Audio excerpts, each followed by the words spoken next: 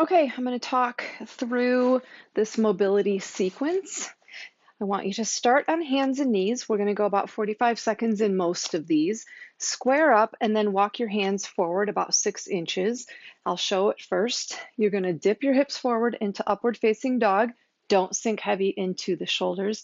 Lift up, so kind of lengthening up through the neck, and then hug the abs as you wave back into a child's pose. And then wave yourself around your back, articulate through back into an upward facing dog, and go between those two positions. 45 seconds. Here we go. Timer's on. Wave into upward facing dog, wave back into child's pose. One of my favorite moves of all time. Gonna limber up, shoulders, back, hips.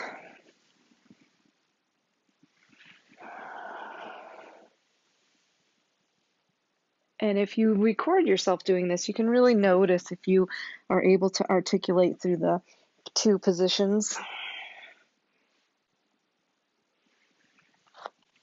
Believe it or not, that upward dog is feeling really good today right now for me. Trying to see my timer as I do this. All right, so after this one, I do like to push back into not down dog, child's pose and stay here.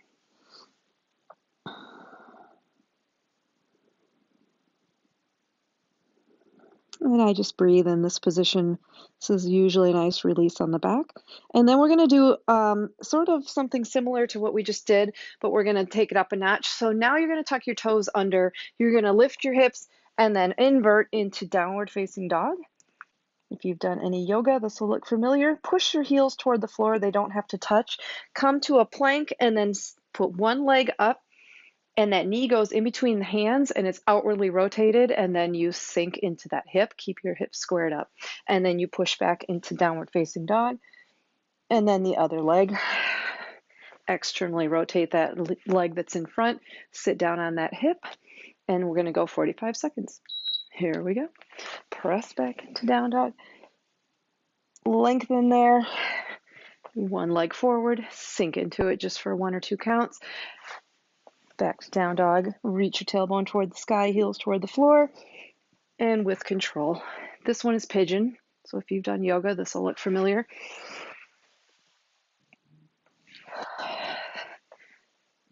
With control between the two spots.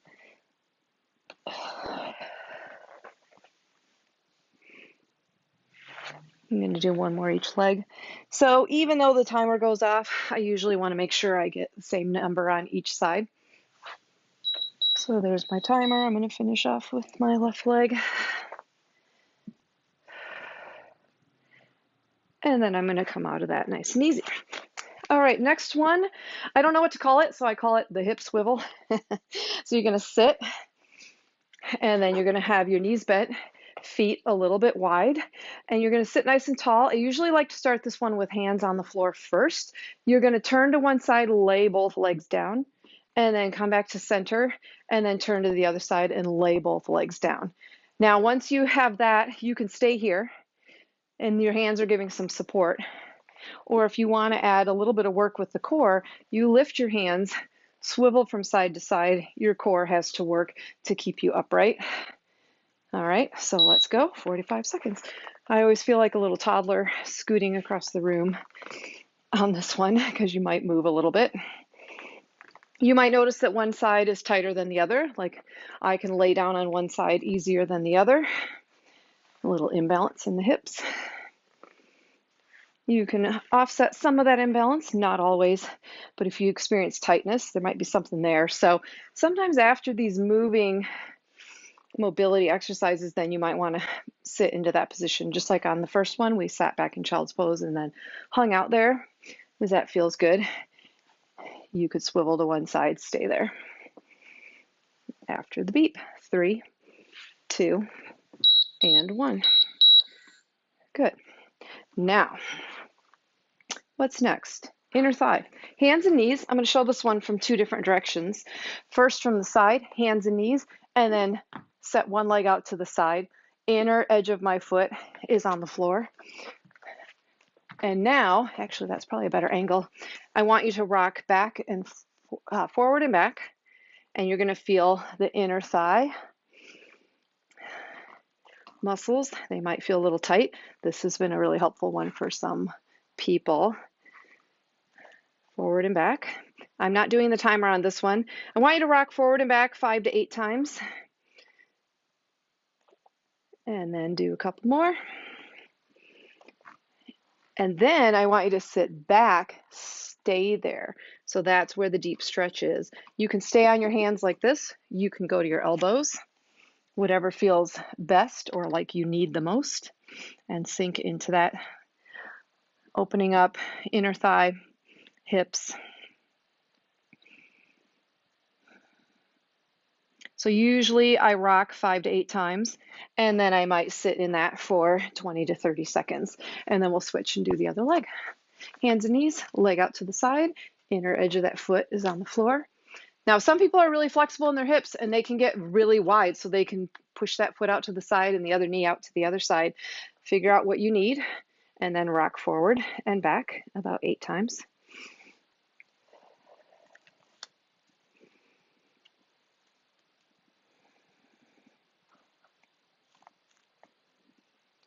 I've got 2 more. 1 more. And then I'm going to sit back. And for me, it feels good to go to my elbows. It's a little bit deeper, but it's easier on my arms as well. And really sink into that stretch. Hold here for at least 20 more seconds.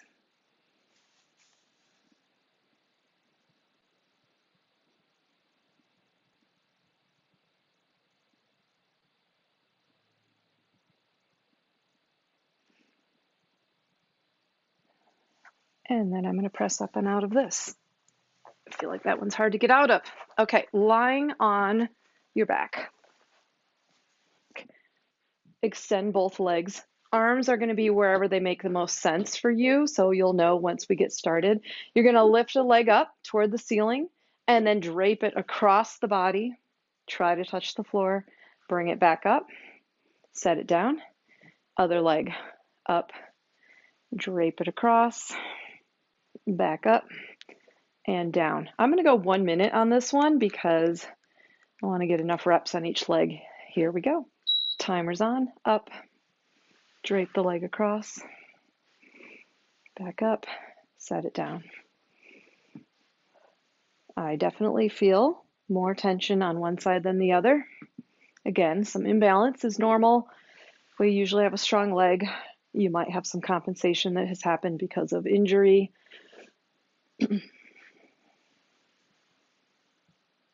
And I think we'll rest in this position at the end here. We're halfway. Now, a more modified version of this, if this feels too extreme, and I'll do this next, is to keep your knee bent.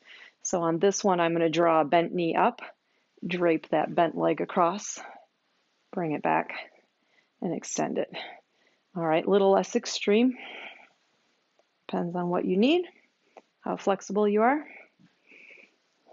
Here's our beep. I'm going to extend my leg, drop it to one side, drape it across, and stay here. You can use this hand to deepen that, and then you can also look the other way to get a little bit more out of that rotation.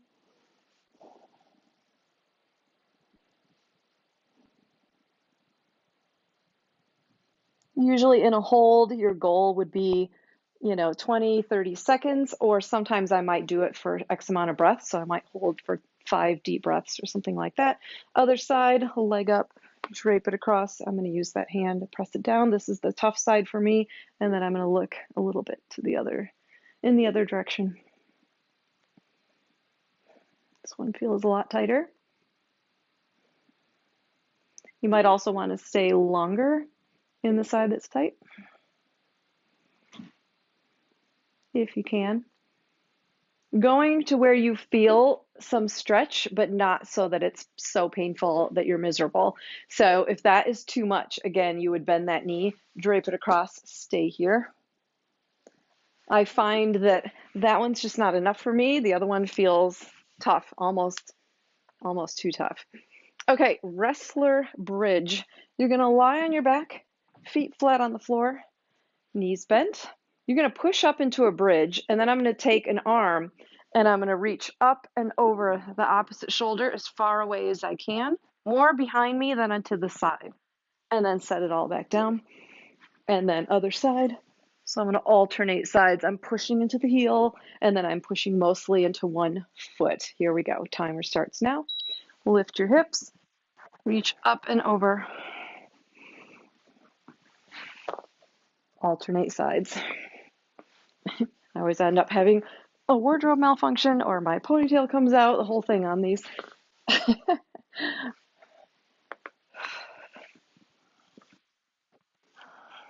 I learned this years ago, and they called it wrestler bridge, and so I'm like, okay, that's what we'll call it. Big, long stretch. Getting some hip extension here, a little bit of rotation, and then lengthening to get a stretch out of that. Check my time, 15 seconds left. Look, scooting right off my mat. Add this to my blooper reel.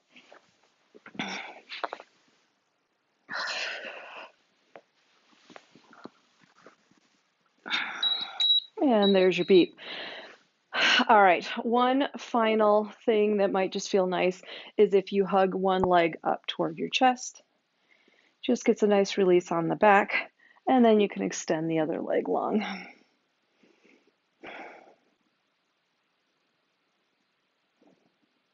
And then switch legs. If you want, you could even draw circles with that foot. Sometimes I'm like, that foot's just hanging out. So you could do something with it. Don't have to.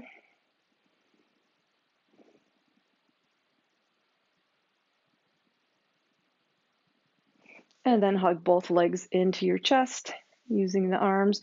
You could lift your head and shoulders, curl up into a ball, and set your head and shoulders down. Drop your legs one at a time. All done. All right, so that's what I've got for you. Give that a try and let me know what you think.